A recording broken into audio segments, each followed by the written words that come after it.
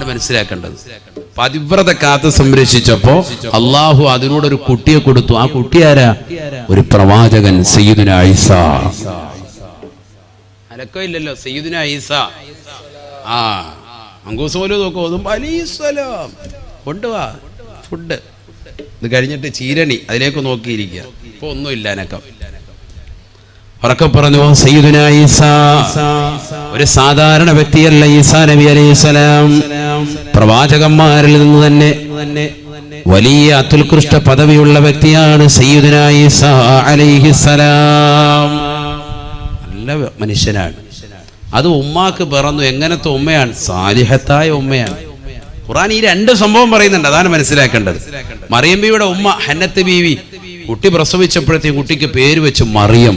പേര് വെച്ചിട്ട് കുട്ടിയുടെ പടച്ച റബ്ബേ ഇന്നി അഊദുഹാ ബിക വദുരിയതഹാ മിനശ് ശൈത്വാനിർ റജീം,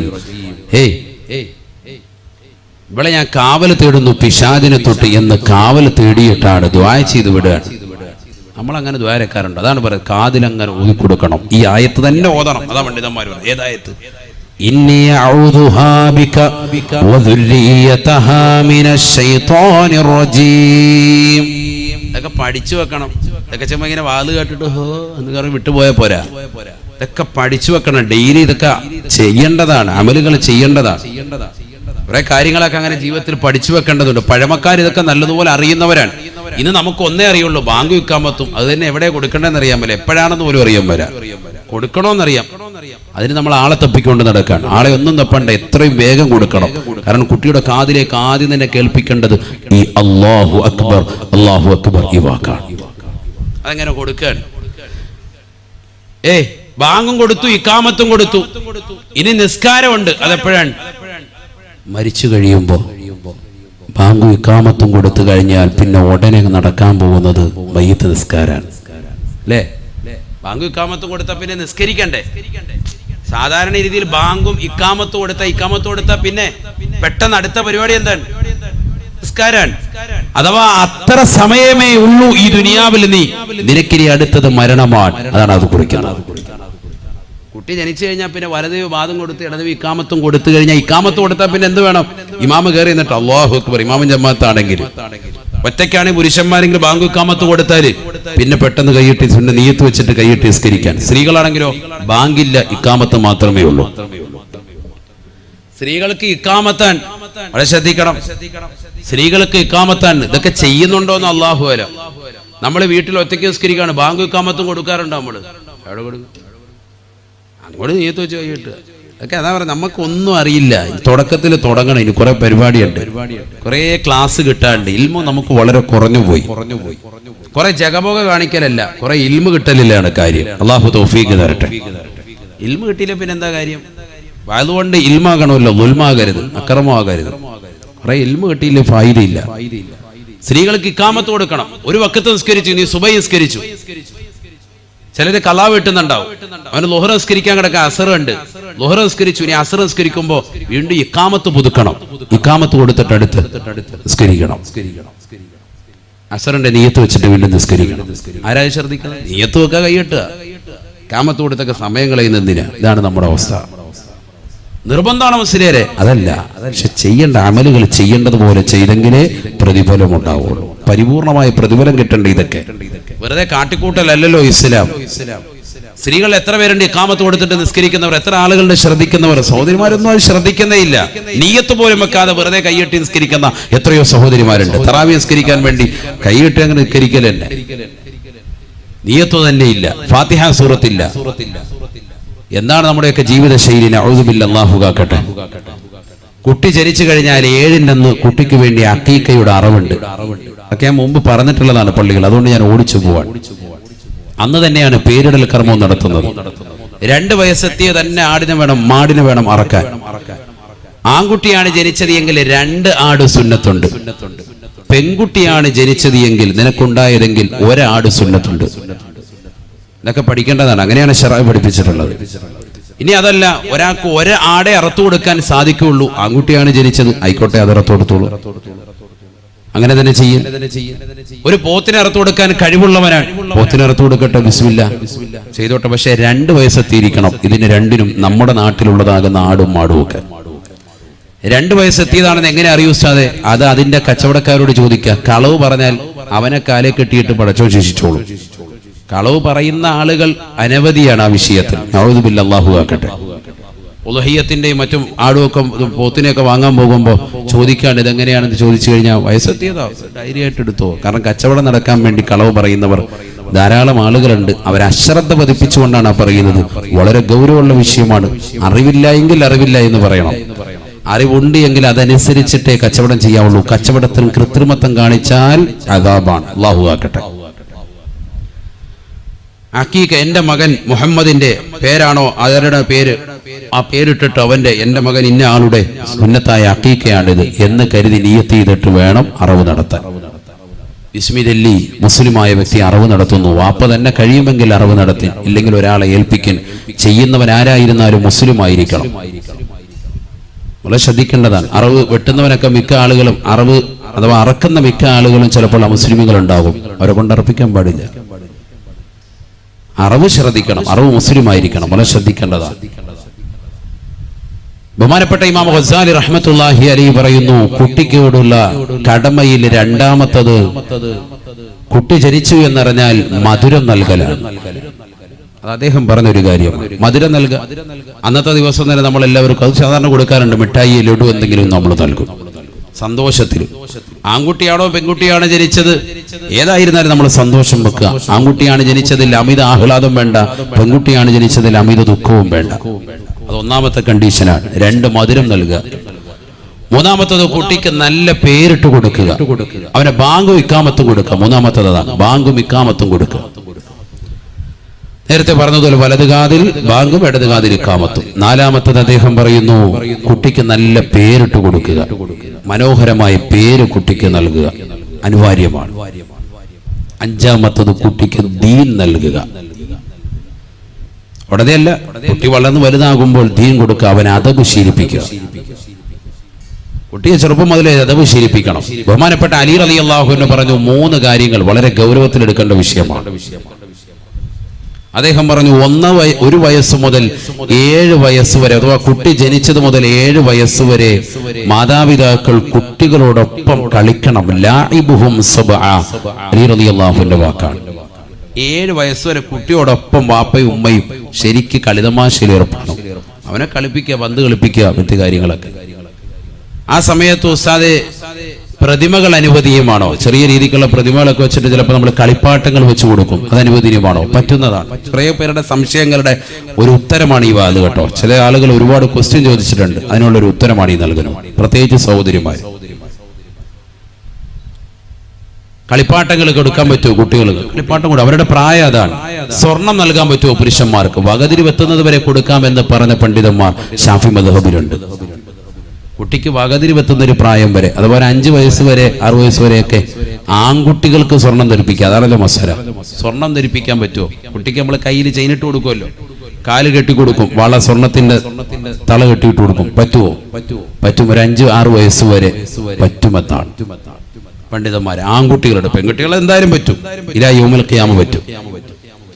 പക്ഷെ അതൊന്നും അമിതമാക്കണ്ട. ചിലർ നെഞ്ചത്ത് വലിയൊരു സംഭവം, കയ്യിൽ 2 കയ്യിലും ഉണ്ട്, കഴുത്തേലും ഉണ്ട്, ചെവിയിൽ ഒന്നായിട്ട് അങ്ങ് ഇട്ട് കൊടുത്തില്ല. അങ്ങനെ വേണ്ട. ഇപ്പൊ ഏറ്റവും വലിയ അപകടം ഉള്ളത് സ്വർണം പരമാവധി പുറത്ത് കാണിക്കുന്നതാണ് ഏറ്റവും വലിയ അപകടം. പ്രത്യേകിച്ച് കുട്ടികളെ തട്ടിക്കൊണ്ടുപോക്ക് ഇപ്പൊ വല്ലാതെ വർദ്ധിച്ചിരിക്കുകയാണ്. അവരുടെ കിഡ്നി എടുക്കുക, ലിവർ എടുക്കുക, പല പരിപാടികളുണ്ട്. ഒന്നുമില്ലെങ്കിലും സൂപ്പ് വെച്ചെങ്കിലും കുടിക്കുന്ന കൗമാണുള്ളത്. അതുകൊണ്ട് കുട്ടികളെ ശ്രദ്ധിച്ചോളുക. സ്വർണം ഒരുപാടിട്ട് ആഭരണങ്ങൾ ഇട്ട് അങ്ങനെ ധരിപ്പിക്കേണ്ടതില്ല. അനുവദനീയമാണ് ഇതൊക്കെ, അതാണ് ഞാൻ പറഞ്ഞത്. പെൺകുട്ടികൾക്ക് അനുവദനീയമാണല്ലോ, എന്തായാലും അനുവദനീയമാണ്. എല്ലാ പ്രായത്തിലും അനുവദനീയമാണ്. ലാഇബുഹും സബ്അ, അലി റളിയല്ലാഹു അൻഹു പറയാണ് 7 വയസ്സ് വരെ കുട്ടിയോടൊപ്പം ശരിക്ക് കളിതമാശയിൽ ഏർപ്പെടുക, അവരെ കളിപ്പിക്കുക. അത് കഴിഞ്ഞാലോ 7 to 14 വരെ വസാഹിബുഹും സബ്അ, അവരോടൊപ്പം പിന്നെ നീ നിലകൊള്ളേണ്ടത്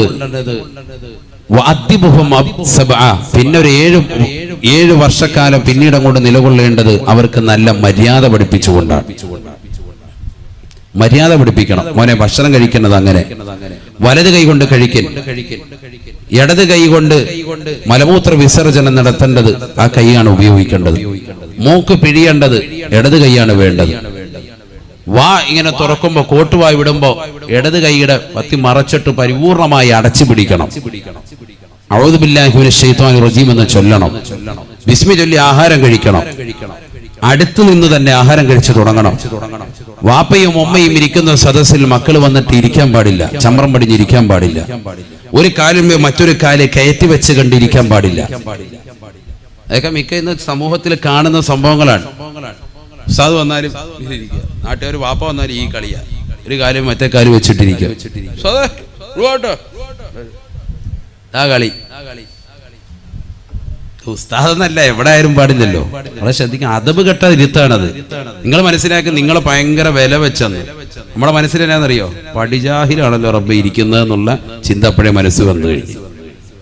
നമ്മൾ ഇന്ന് കണ്ടത് പടിജാഹിലിനെയാണല്ലോ. അള്ളാഹ് ഈ ചിന്തയോടുകൂടി അങ്ങോട്ട് വരിക. നിങ്ങളോർക്ക് ഉസ്താദ് ഞെട്ടിയിട്ടുണ്ട്, നമുക്ക് നല്ലപോലെ മനസ്സിലായിട്ടുണ്ട്. അവൻ വിവരം കേട്ടവൻ അങ്ങേയറ്റം ആണല്ലോ റബ്ബേ ഇന്നിപ്പോ സംസാരിക്കാൻ പോകുന്നത് എന്ന് മനസ്സിലാക്കിയിട്ടാണ് വന്നിരിക്കുക. കാലുമ കാര്യേറ്റി വെച്ചിരിക്കുക. മാതാപിതാക്കളുടെ മുന്നിൽ ഇവനാരാണെന്ന് വെച്ചാൽ ഇവനൊരു ഡിഗ്രി കരഗതമാക്കിയപ്പോ, ഇവനൊരു MBBS ബിരുദധാരിയായപ്പോ മാതാപിതാക്കളെക്കാൾ വലിയ സമുന്നതനായ ആളാണ്. ഒരിക്കലും അങ്ങനെ ഇരിക്കാൻ പാടില്ല. അവരുടെ മുന്നിൽ അതബോടുകൂടി ഇരിക്കണം. നമ്മൾ ഇരുന്ന ഒരു സദസ്സിൽ വാപ്പയും ഉമ്മയും വന്നാൽ നമ്മൾ എഴുന്നേൽക്കണം. അവരെ കണ്ടുകൊണ്ട് അവരനുവാദം നൽകാതെ ഇരിക്കാൻ പാടില്ല. അവരുടെ മുന്നിലൂടെ നടക്കാൻ പാടില്ല. അവർ ഭാഷണം നടത്തുന്നതിന് ഇടയിൽ വെച്ചുകൊണ്ട് കയറി സംസാരിക്കാൻ പാടില്ല. ഓവർടേക്ക് ചെയ്ത് സംസാരിക്കാൻ പാടില്ല. ഇതൊക്കെ ചെറുപ്പത്തിലെ 7 to 14 വയസ്സിലാണ് ഇതെല്ലാം പറഞ്ഞു കൊടുക്കേണ്ടത്. ഒറ്റയടിക്കല്ല. 7 വയസ്സ് കഴിഞ്ഞ് നമ്മൾ 8ലേക്ക് എത്തിയുള്ളൂ. അവന് ഇരുതടാ, കുറെ കാര്യങ്ങൾ പറയാനുണ്ട് കേട്ടോ.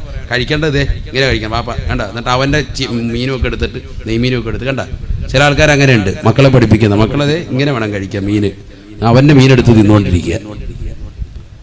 അങ്ങനെ എല്ലാം കൂടി ഒറ്റ ദിവസം ഇട്ട് പഠിപ്പിക്കാൻ നിൽക്കണ്ട. ഇതൊക്കെ ഘട്ടം ഘട്ടമായിട്ട് ഇതൊക്കെ സമയം ഉണ്ടാവും.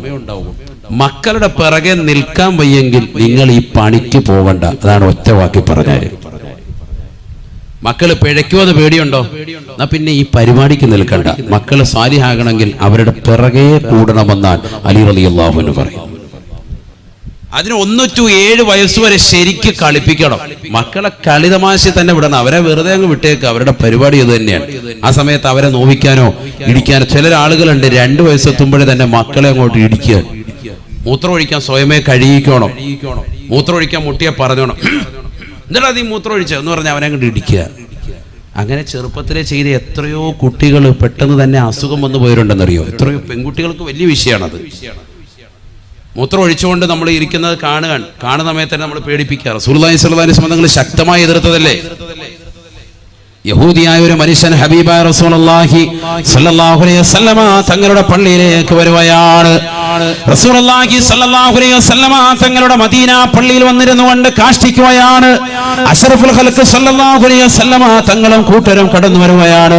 ബഹുമാനപ്പെട്ട റസൂലുള്ളാഹി സ്വല്ലല്ലാഹു അലൈഹി വസല്ലമ തങ്ങളുടെ സ്വഹാബത്ത് അദ്ദേഹത്തിന്റെ തലവെട്ടാൻ വേണ്ടി വാളൂരുകയാണ്. ഉറയിൽ നിന്ന് വാളൂരുന്നത് കണ്ടപ്പോ അല്ലാഹുവിന്റെ റസൂൽ തടുക്കുകയാണ്. സ്വഹാബ, പാടില്ല സ്വഹാബ, പാടില്ല സ്വഹാബ. എല്ലാരും മാറ്റി നിർത്തി. അദ്ദേഹം മലമൂത്ര വിസർജനം കഴിഞ്ഞു. അവിടുന്ന് എഴുന്നേറ്റ് അദ്ദേഹം പോകുമ്പോ അദ്ദേഹത്തെ വിളിച്ചിട്ട് പറഞ്ഞു, ഇത് ഞങ്ങളുടെ ആരാധനാലയമാണ്, ഇതിനകത്ത് മേലിൽ ഇത്തരത്തിൽ ചെയ്യാൻ പാടില്ല. അദ്ദേഹം അത് കേട്ടു. ആളുകൊണ്ട് ഇങ്ങനെ നിൽക്കുക. ഉമർ റളിയല്ലാഹു അൻഹു ഉൾപ്പെടെയുള്ളവര് അദ്ദേഹത്തൊന്നും ചെയ്തില്ല. സഹാബത്ത് ചോദിച്ചു, എന്താ നബിയെ കണ്ടത്? ഒരു അവിശ്വാസിയായ മനുഷ്യൻ പള്ളിയുടെ കത്തലത്തിൽ വന്നിട്ട് ഇങ്ങനെ കാഷ്ടിച്ചിട്ട് അവനെ വെറുതെ വിടുകയാണോ? നമ്മളാണ് വെച്ചേക്കോ? മുത്തുനബി സല്ലല്ലാഹു അലൈഹി വസല്ലമ തങ്ങളെ പഠിപ്പിക്കുകയാണ്. 2 കാരണങ്ങളുണ്ട്. അതിന് 2 കാരണങ്ങളുണ്ട്. ഒന്ന്, അദ്ദേഹം അങ്ങനെ മലമൂത്ര വിസർജനം നടത്തി തുടങ്ങുന്നതിനിടയിൽ നമ്മൾ വന്നിട്ട് ഇവിടെ പറ്റത്തില്ല എന്ന് പറഞ്ഞാല് അയാളൊരു ഒറ്റ ഓട്ടം ഓടും. ഓടുന്ന വഴിക്ക് മൊത്തത്തിൽ തൂറി ആകെ ഹറാക്കാക്കി വിളിക്കിറങ്ങിയിട്ടാവും പോവുക. അല്ലേ? ശരിയല്ലേ?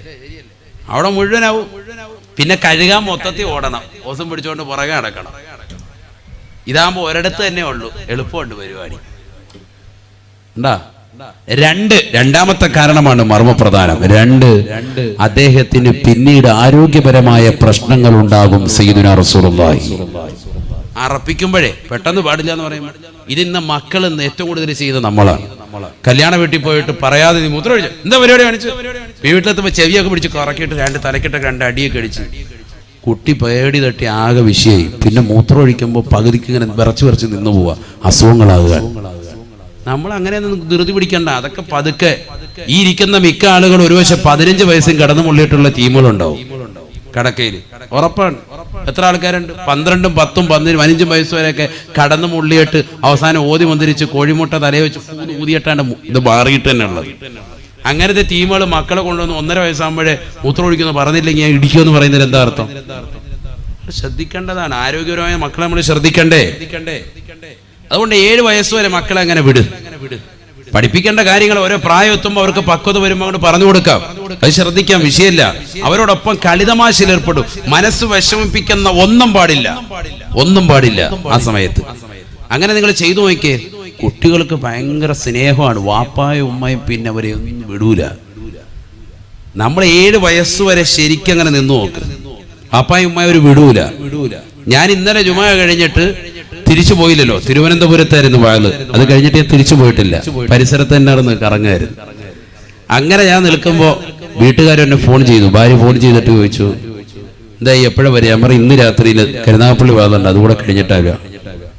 അവ പറയുന്നു, മൂത്ത മകള് ഇന്നലെ ജുമാ കഴിഞ്ഞ് എൻ്റെ വാപ്പ സരി ഉസ്താദ് പള്ളിയിൽ നിന്ന് ജുമാ കഴിഞ്ഞ് തിരിച്ചു വന്നു.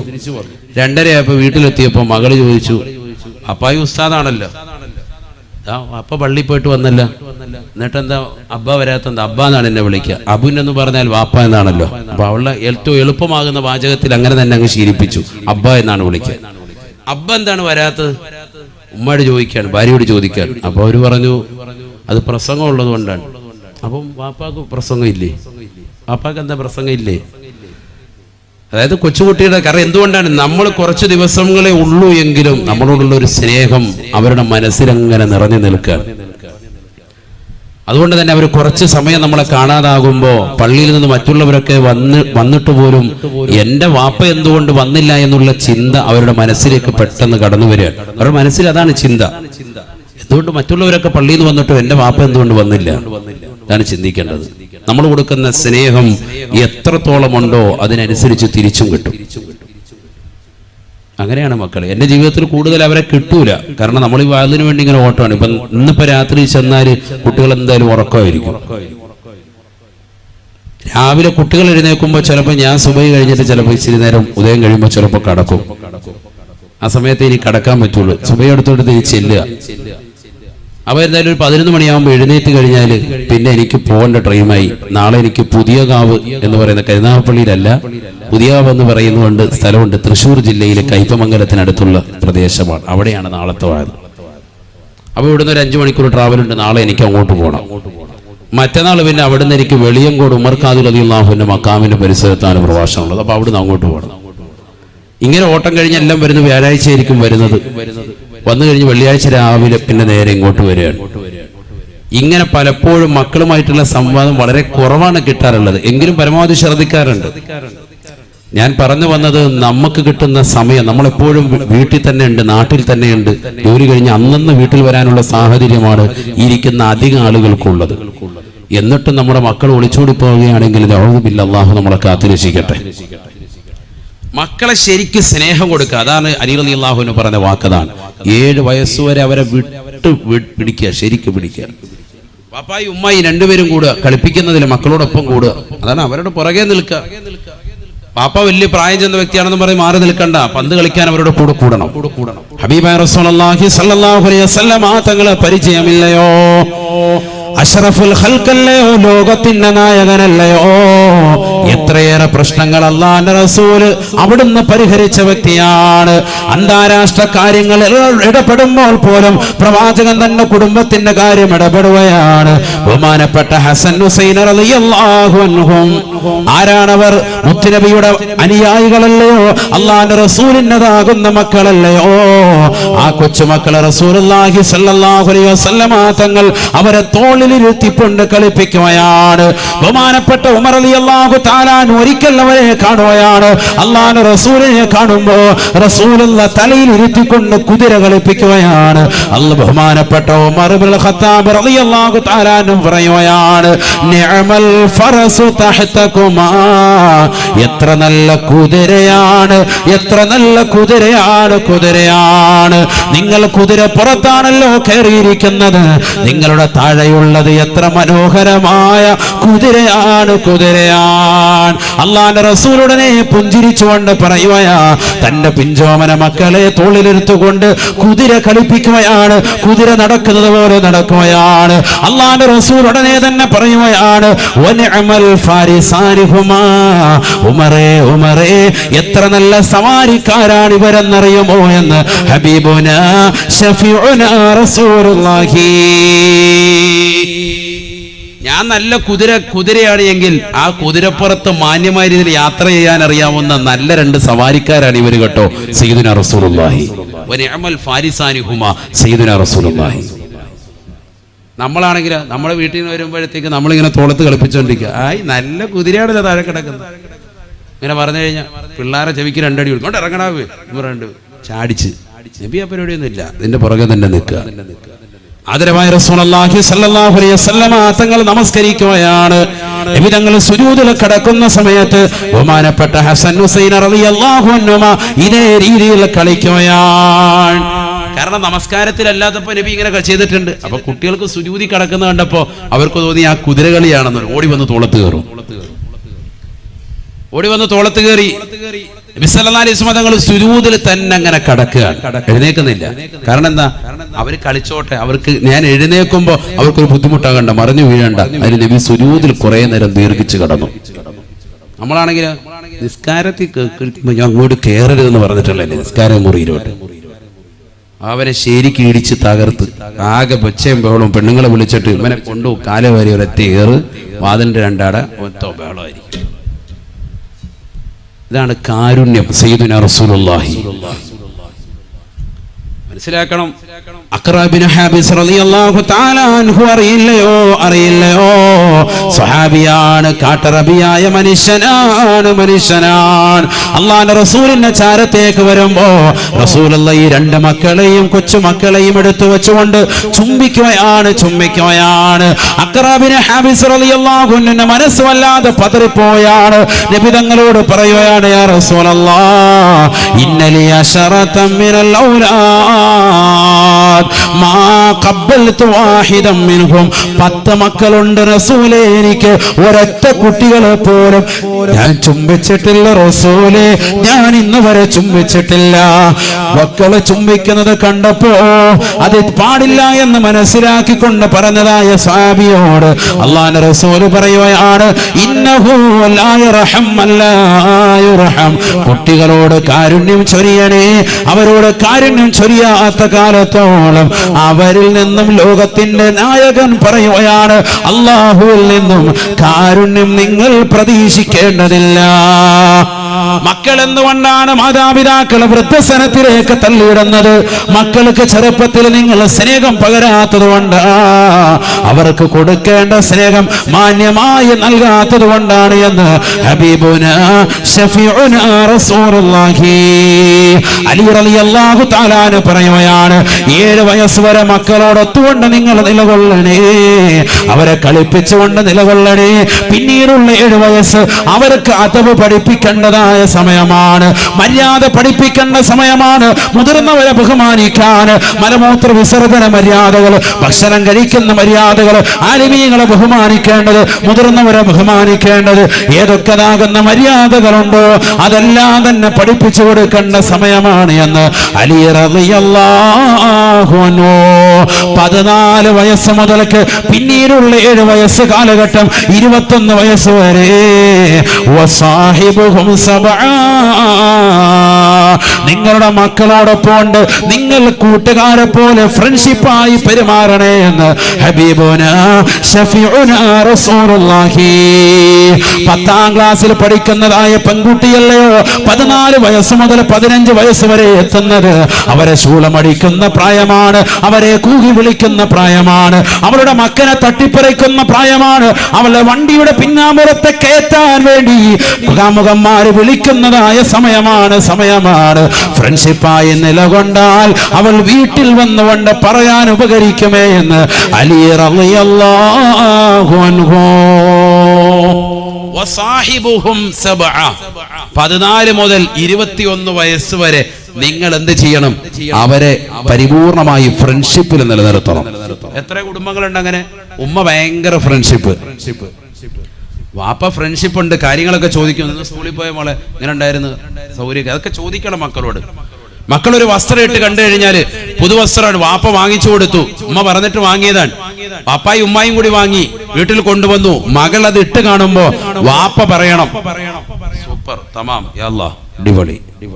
അപ്പൊ സന്തോഷത്തോട് പറയണം. അല്ല മൊബൈൽ നോക്കിയിട്ട് കൊള്ളാം കണ്ടോ, സമയമില്ല, ആ പരിപാടി പറ്റൂല. വിളിച്ചടുത്ത് നിർത്തിയിട്ട് നെറ്റിയിൽ ഒരു ഉമ്മ ഒക്കെ കൊടുത്തിട്ട്, കൊള്ളാം എന്റെ മോള് നല്ല സുന്ദരിയാ, സൂക്ഷിക്കണം കേട്ടാ, എല്ലാവരും കൊത്തിക്കൊണ്ട് പോരുത്, ശ്രദ്ധിച്ചോണം, വാപ്പാടെ കരളാണ് എന്നൊക്കെ ഒന്ന് പറഞ്ഞേക്കണം. അപ്പൊ അവൾക്ക് മനസ്സിലായി എന്റെ വാപ്പ എന്നെ വല്ലാതെ കെയർ ചെയ്യുന്നുണ്ട്, ഞാൻ ഒന്ന് ശ്രദ്ധിക്കണം. നമ്മൾ തന്നെ സൗന്ദര്യം ഒന്ന് പുകഴ്ത്തിയേക്കണം. ഈ സൗന്ദര്യം നമ്മൾ പുകഴ്ത്താത്തത് കൊണ്ട് പുകഴ്ത്തൽ പുറത്തുനിന്ന് കിട്ടുക, അവിടെയാണ് വിഷയം.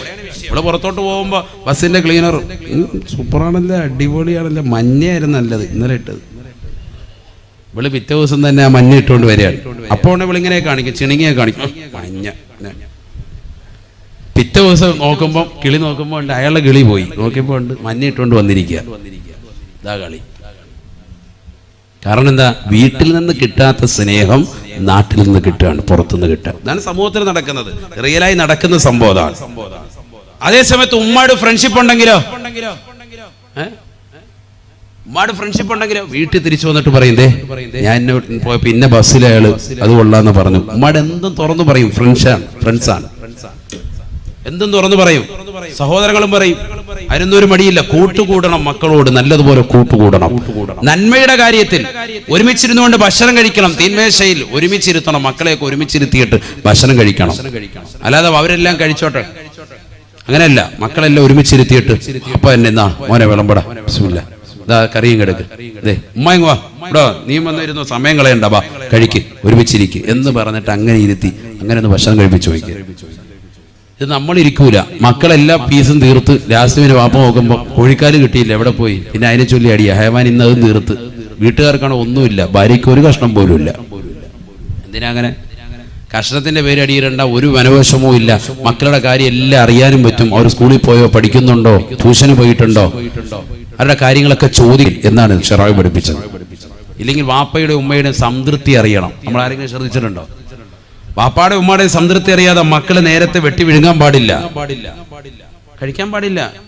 വീട്ടിലൊരു ഭക്ഷണം വെച്ചു, ബിരിയാണി വെച്ചു, ഉമ്മ വെച്ച ബിരിയാണിയാണ്, എല്ലാരും വരട്ടെ, എല്ലാരും കൂടി ഒന്നിച്ചിരുന്നിട്ട് ആഹാരം കഴിക്കുക, അതാണ് നല്ല മനോഹരം. എന്തായിരുന്നാലും വാപ്പ അല്ലെങ്കിൽ ഉമ്മാടി ചോദിക്കണം, വാപ്പ വരാൻ വൈകുവോ? അപ്പൊ ഉമ്മ പറയാം, മോൻ കഴിച്ചോ, അനുവാദം തന്നെങ്കിൽ മാത്രമേ കൈയിടാവുള്ളൂ. ഒന്നിച്ചിരുന്ന് അങ്ങനെ കഴിച്ച് ശീലിച്ച് ആ കുടുംബത്തിലെ ഐക്യം അങ്ങനെ നിലനിൽക്കും. ഭയങ്കര റാഹത്താണ്, മനസ്സിനൊരു സന്തോഷം. ഭാര്യയുടെ വായിലേക്ക് ഒരു ഉരുള, മക്കളുടെ വായിലേക്ക് ഒരു ഉരുള. എന്തിനാ നാണിക്കുന്നത്? സ്വന്തം മക്കളല്ലേ, മക്കൾ ഇത് കണ്ടു വളരട്ടെ, ഈ സ്നേഹ കൂട്ടായ്മ കണ്ടു വളരട്ടെ.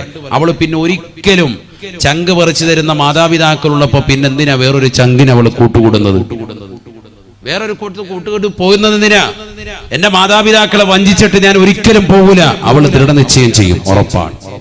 നമുക്കൊരു പ്രശ്നമുണ്ട് പുരുഷന്മാർക്ക്, എന്താണെന്നറിയാം, നമ്മൾ പാവങ്ങളാണ്. നമ്മൾ സ്നേഹം ഉള്ളിലുണ്ട്, പുറത്ത് കാണിക്കാത്തവരാണ്. അവിടെയാണ് ഏറ്റവും വലിയ പ്രശ്നം. അധിക ഉപ്പമാർക്കും പ്രശ്നം പറ്റുന്നത് അവിടെയാണ്. സ്നേഹം ഇഷ്ടം പോലെ ഉണ്ട്, മക്കൾക്ക് എന്തും കൊടുക്കും. ഏത് ഡ്രസ്സാണ് വേണ്ടത്? യസ്വാരതി പോണോ, നാളെ പോണോ, റെഡി, നമ്മൾ റെഡി. ഏത് കടയിലാണ് പോകേണ്ടത്, ഏത് മോഡൽ വേണമെങ്കിലും ഡ്രസ്സ് നമ്മൾ എടുത്തു കൊടുക്കാൻ റെഡിയാണ്. പൈസ ഇങ്ങനെ എണ്ണി കൊടുക്കും. പക്ഷേ അതിന്റെ പിറകെ നിൽക്കാൻ നമുക്ക് സമയമില്ല. അവരത് ചെയ്തോട്ടെ, നടന്നോട്ടെ എന്നുള്ള ചിന്താഗതി അതാകരുത്. നമ്മൾ അവരുടെ പിറകെ തന്നെ കൂടണം, കൂടിയേ പറ്റൂ. അതാണ് ദീൻ പറയുന്നത്. ഇല്ലെങ്കിൽ മക്കൾ പിഴച്ചു പോകും. മക്കളുണ്ടോ അവരുടെ പിറകെ കൂടിയേ പറ്റൂ. അവരുടെ കാര്യങ്ങൾ ശ്രദ്ധിച്ചേ പറ്റൂ. ട്യൂഷൻ ഏൽപ്പിച്ചു കൊടുത്ത് എവിടെയെങ്കിലും ട്യൂഷന് പോകുന്നുണ്ടോ? ഈ ഇരിക്കുന്ന എത്ര പേർക്ക് പറയാൻ സാധിക്കും മക്കൾ ഇന്ന സ്ഥലത്താണ് ട്യൂഷന് പോകുന്നത്, അവൻ ഇത്ര മണിക്ക് കറക്റ്റായിട്ട് അവിടെ ചെല്ലുന്നുണ്ട്, ആ ട്യൂഷൻ സെന്ററിന്റെ ഇന്ന ഭാഗത്താണ് അവന്റെ സൈക്കിൾ കൊണ്ടുപോയി വെക്കുന്നത്, അവൻ ഇത്ര മണിക്ക് ആ സൈക്കിൾ എടുത്തിട്ട് അവിടെ നിന്ന് വന്ന് ഇന്ന കടയിൽ നിന്ന് പാല് വാങ്ങിച്ച് ഇന്നടത്ത് നിന്ന് പലചരക്ക് സാധനം വാങ്ങിച്ച് ഇത്ര മണിക്ക് അവൻ കറക്റ്റ് വീട്ടിലെത്തുന്നുണ്ട്. ആർക്കാ പറയാൻ സാധിക്കുന്നത്? നമ്മൾ ഈ കണക്ക് കൂട്ടുന്നത് മുഴുവൻ സമയം ഒരു പക്ഷേ പിഴവായിരിക്കും. അവൻ ആ സമയത്ത് തിയേറ്ററിലായിരിക്കും, അവൻ ആ സമയത്ത് പൈങ്കിളി പുസ്തകങ്ങൾ വാങ്ങാൻ ഇന്ന കടയിൽ വന്നിട്ട് ക്യൂ നിൽക്കുന്നവനായിരിക്കും. മക്കൾക്ക് നമ്മൾ കൊടുക്കേണ്ട കുറെ കാര്യങ്ങൾ കൊടുക്കാത്തത് കൊണ്ടാണിത്.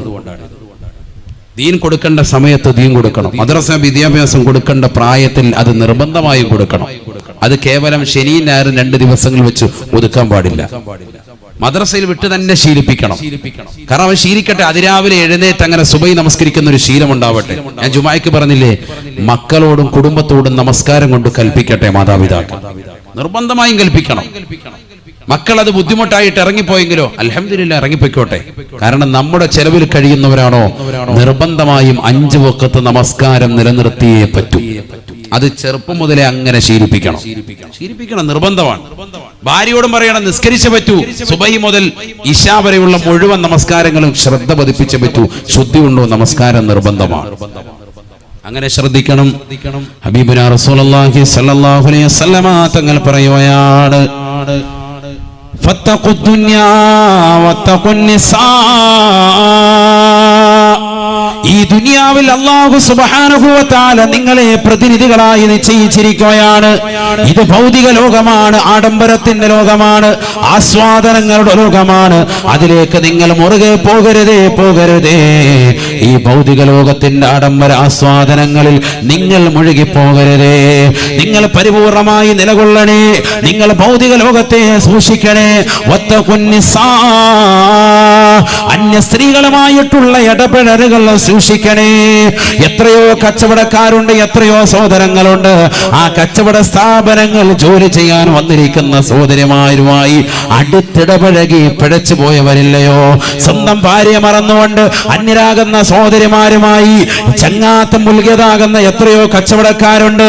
അവസാനം അവരുടെ സമ്പത്തും അവരുടെ സൗഭാഗ്യം മുഴുവനും എഴുതി വെക്കാതെ ഞാൻ പോകൂല എന്ന് ശാഠ്യം പിടിച്ചുകൊണ്ട്, ഇല്ലെങ്കിൽ നിങ്ങളോടൊപ്പം കടന്ന് ശരീരം പങ്കിട്ടതാകുന്ന ഫോട്ടോകൾ ഞാൻ ജനങ്ങളിലേക്ക് കാണിച്ചു കൊടുക്കുമെന്ന് പറഞ്ഞ് ബ്ലാക്ക് മെയിൽ ചെയ്തുകൊണ്ട് സമ്പത്ത് തട്ടിയെടുക്കുന്നതായ ഒരു യുഗത്തിലല്ലേ ഇന്ന് സമൂഹം നാകുന്നത്. അതുകൊണ്ട് അല്ലാഹുവിന്റെ റസൂൽ പഠിപ്പിക്കുകയാണ്, ഫത്തഖുദ്ദുനിയാ വത്തഖുന്നിസാ. ഈ ഭൗതിക ലോകത്തിന്റെ ആഡംബരങ്ങളിലേക്ക്, ആസ്വാദനങ്ങളിലേക്ക് നിങ്ങൾ എടുത്തു ചാടരുത്. മക്കൾക്ക് കൊടുക്കുന്നതാകുന്ന മുഴുവൻ കാര്യങ്ങളിലും ഒരു ശ്രദ്ധ പതിപ്പിക്കണേ. അവരുടെ കൈകളിൽ ഒരു മൊബൈൽ ഫോൺ കണ്ടു കഴിഞ്ഞാൽ എവിടുന്നാണ് നിനക്കിതിന് പൈസ കിട്ടിയത്? അവരുടെ ശരീരത്തിൽ ഒരു പുതുവസ്ത്രം കണ്ടു കഴിഞ്ഞാൽ, നിനക്കറിയാത്ത രീതിയിൽ ഒരു ചെരുപ്പ് അവർ ധരിച്ചത് കണ്ടാലും ചോദിക്കാൻ നീ മടിക്കരുതേ. എവിടുന്നാണ് കിട്ടിയത് പൊന്നുമോളെ? മാതാപിതാക്കൾ ചോദിക്കേണ്ട കാലഘട്ടമാണ്.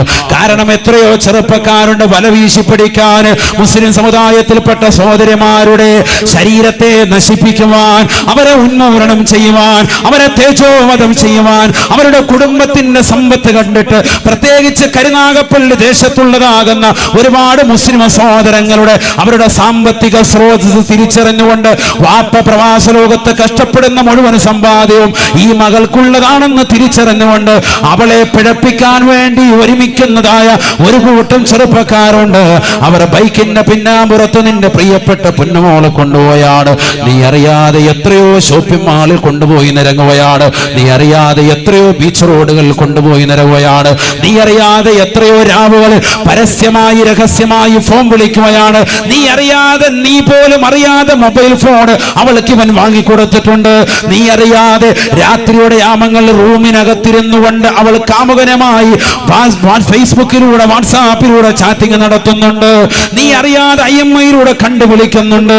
നീ അറിയാതെ അവളുമായി ചാറ്റിംഗ് നടത്തുന്നുണ്ട്. നീ അറിയാതെ രഹസ്യമായി വീഴ്ച നടത്തുന്നുണ്ട്. നീ അതിനു വേണ്ടി പോകുന്ന സമയത്ത് നിന്റെ വീടിന്റെ അകത്തളങ്ങളിൽ മോശമായ രീതിയിലുള്ളതായ സംഭവവികാസങ്ങൾ അരങ്ങേറുന്നുണ്ട്. നീ കടയിൽ പോകുമ്പോ, നീ കമ്പോളത്തിൽ പോകുമ്പോ, എനിക്ക് സമയമില്ല, എനിക്ക് വേദനയാണ്, കൈകാലുകൾ വേദനയാണ്, നീ കൊച്ചാപ്പയുടെ മകളുടെ കല്യാണത്തിന് പോകുമ്പോൾ പോലും നിന്റെ മകളെ കൂടെ വിളിക്കുമ്പോ അവള് പറയുകയാണ്, വാപ്പാ ഉമ്മ എനിക്ക് കൈവേദനയാണ്, കാലുവേദനയാണ്, എനിക്ക് ചെറിയൊരു തലവേദന എന്ന് പറഞ്ഞുകൊണ്ട് വീട്ടിലിരിക്കുന്ന മക്കളില്ലയോ? വാതിന്റെ സദസ്സിലേക്ക് മാതാപിതാക്കളെ ക്ഷണിക്കുമ്പോ എനിക്ക് സുഖമില്ല എന്ന് പറഞ്ഞുകൊണ്ട് പനി അഭിനയിച്ചുകൊണ്ട് വീട്ടിൽ കിടക്കുന്നതായ സഹോദരിമാര് തന്റെ പ്രിയപ്പെട്ട കാമുകനുമായി രഹസ്യമായി ഭാഷണം നടത്തി മാതാപിതാക്കളെ ചതിക്കുന്നതായ മുസ്ലിം സഹോദരിമാര്, സ്വന്തം സഹോദരങ്ങളെ ചതിക്കുന്നവർ, ചങ്ക് പറിച്ചു കൊടുക്കാൻ തയ്യാറായി നിലകൊള്ളുന്നതായ സഹോദരങ്ങളുണ്ടവൾക്ക് അവരെ പോലും ചതിച്ചുകൊണ്ട് കാമുകന്മാരുമായി രഹസ്യമായി വേഴ്ച നടത്താൻ മടിയില്ലാത്ത, ഉളുപ്പില്ലാത്ത, നാണമില്ലാത്ത സഹോദരിമാരുണ്ടായി പോയില്ലയോ? പഠിച്ചു വെക്കേണ്ട പാഠമാണ്. അവൻ കൊടുത്താകുന്ന വസ്ത്രമാണ്. അവനാണ് നെറ്റ് റീചാർജ് ചെയ്യുന്നത്.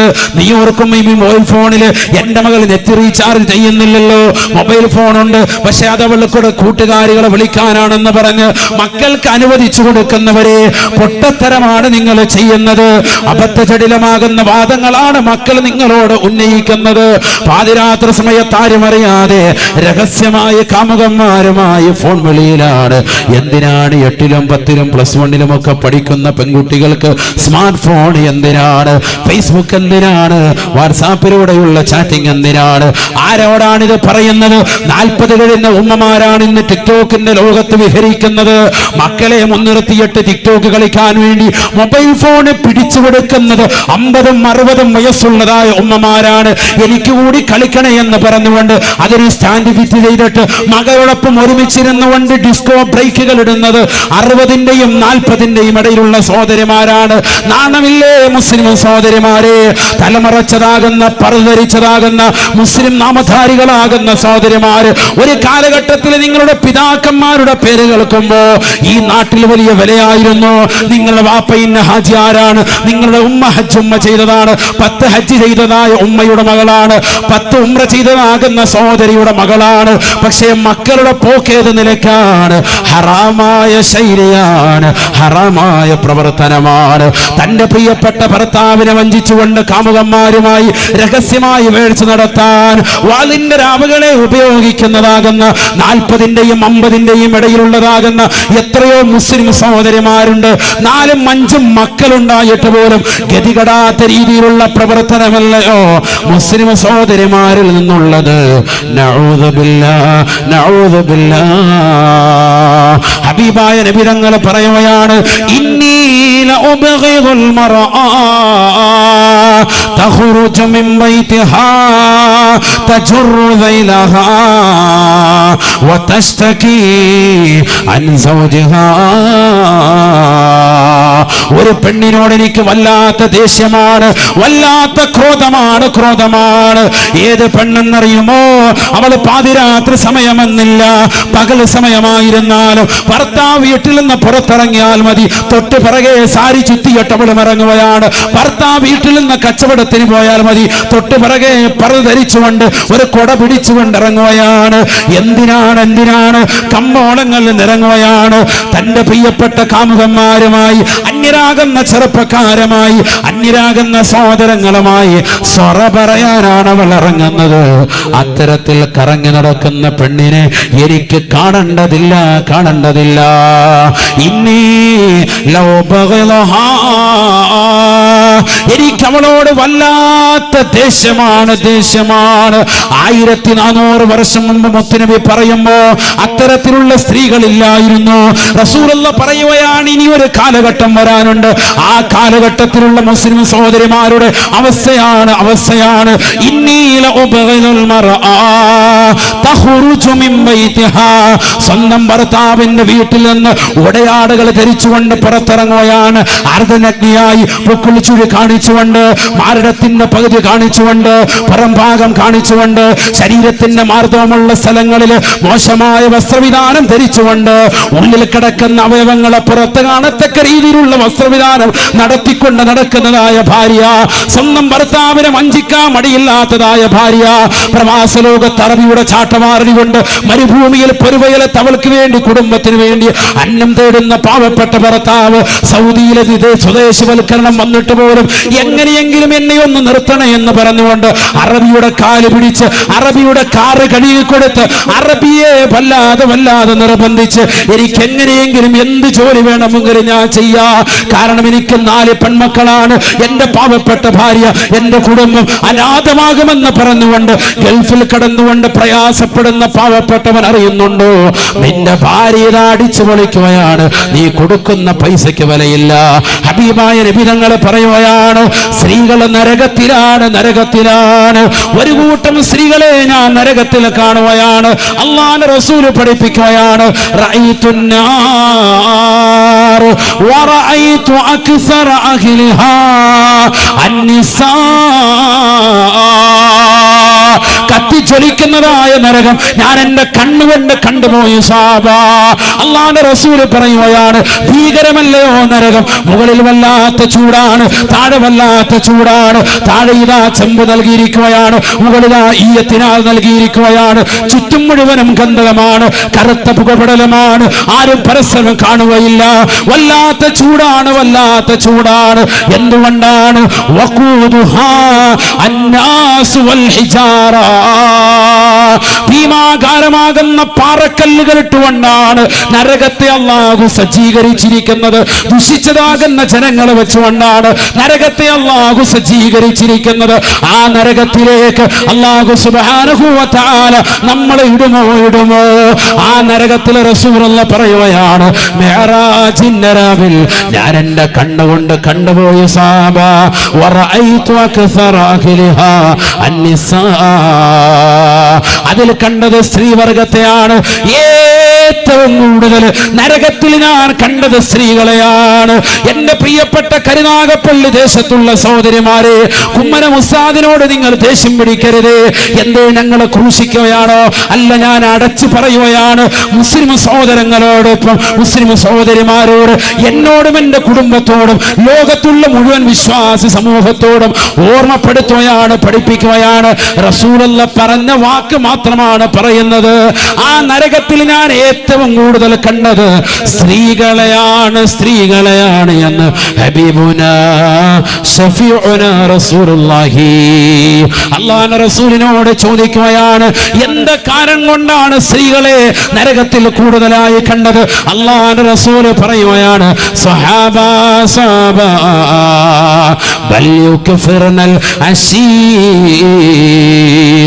അല്ലാഹുവിനെ എതിർത്തുവെന്ന് മാത്രമല്ല, നമസ്കാരങ്ങൾ ചിട്ടവെക്കാതിരുന്നു എന്ന് മാത്രമല്ല, നോമ്പുകൾ പിടിക്കാതിരുന്നു എന്ന് മാത്രമല്ല, പാപങ്ങളുടെ കണ്ണീരൊപ്പാതിരുന്നു എന്ന് മാത്രമല്ല, സ്വന്തം ശരീരത്തിന്റെ കാമം തീർക്കാൻ വേണ്ടി കാമുകന്മാരുമായി രഹസ്യമായി വേഴ്സ് നടത്തിയവരാണ്.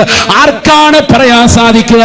ഞാൻ എന്റെ ഭർത്താവിനെ വഞ്ചിച്ചിട്ടില്ല എന്ന് പറയാൻ സാധിക്കുന്ന സഹോദരിമാരുണ്ടോ? അൽഹംദുലില്ലാഹ്, നിങ്ങൾക്ക് അല്ലാഹു സ്വർഗം അനിവാര്യമാക്കിയിരിക്കുകയാണ്. എത്രയോ മുസ്ലിം സഹോദരിമാരുണ്ട് സിനിമാ നടന്മാരെ കാണാൻ രാപകലില്ലാതെ കഷ്ടപ്പെടുകയാണ്. അവൻ ഏതെങ്കിലും കട ഉദ്ഘാടിക്കാൻ ദുൽഖർ സൽമാൻ വരുന്നുണ്ടോ, മോഹൻലാൽ വരുന്നുണ്ടോ, അതിനുവേണ്ടി ഒരുങ്ങിയിരിക്കുകയാണ്. കരുനാഗപ്പള്ളി ദേശത്ത് മാസങ്ങളായി ഫ്ലക്സ് ബോർഡുകൾ വരുന്നു. അവരെ ഒരു നോക്ക് കാണാൻ വേണ്ടി, ചെറുപ്പക്കാരാ നീ എന്തിനാണടാ ഉറക്കമൊഴിക്കുന്നത്? നിനക്ക് റസൂലുള്ളാഹിയുടെ തിരുസുന്നത്ത് വേണ്ടേ? ആരാണ് റസൂൽ? ഈ ദുൽഖർ സൽമാനിനേക്കാൾ, മോഹൻലാലിനേക്കാൾ, സിനിമാ നടന്മാരെക്കാൾ, സിനിമാ നടിമാരെക്കാൾ ഇവരൊക്കെ മാസങ്ങളോളം മണിക്കൂറുകളോളം ബ്യൂട്ടീഷ്യന്റെ മുന്നിൽ ഇരുന്നിട്ടല്ലേ അവർക്ക് ആ സൗന്ദര്യം കിട്ടിയത്. എന്നാൽ ലോകത്തിന്റെ നായകൻ അഷ്റഫുൽ ഖൽഖ് മുഹമ്മദ് മുസ്തഫ എത്ര വലിയ സൗന്ദര്യത്തിന്റെ സ്വരൂപനാണ്. ആയിഷ ബീവി പറയുകയാണ്, എന്റെ വീട്ടിൽ ഞാൻ തുന്നിക്കൊണ്ടിരിക്കുന്ന സമയത്ത് എന്റെ കയ്യിൽ നിന്ന് സൂര്യ നിലത്ത് വീഴുകയാണ്. ഇരുട്ടിൽ ഞാൻ തപ്പുകയാണ്. ഇരുട്ടാണ് എന്റെ വീട്. ചെറിയ വീടാണ്, 8 മുഴം നീളം 10 മുഴം വീതിയുള്ളതാകുന്ന ആ ചെറിയ വീടിനകത്തിരുന്നുകൊണ്ട് ഞാൻ എന്റെ തുണി തയ്ച്ചു കൊണ്ടിരിക്കുമ്പോ എന്റെ സൂചി നിലത്ത് വീണുപോയി. ആ സൂചിയെ എടുക്കാൻ വേണ്ടി ഞാൻ പരതുമ്പോ അല്ലാഹുവിന്റെ റസൂൽ വാതിക്കലേക്ക് വന്ന് നിൽക്കുകയാണ്. സുബ്ഹാനല്ലാഹ്. പ്രവാചകന്റെ ശരീരത്തിൽ നടിച്ചു വീശിയ പ്രഭയുടെ കാരണമായിട്ട്, വെളിച്ചം കാരണമായിട്ട് ചെറിയ സൂചി പോലും എനിക്കെന്റെ ഇരുട്ടിന്റെ മുറിയിൽ നിന്നെടുക്കാൻ സാധിച്ചുവെന്ന് ആയിഷ ബീവി വിവേചനം ചെയ്യുമ്പോ എത്ര വലിയ സൗന്ദര്യത്തിന്റെ സ്വരൂപനാണ് മുത്തുനബി.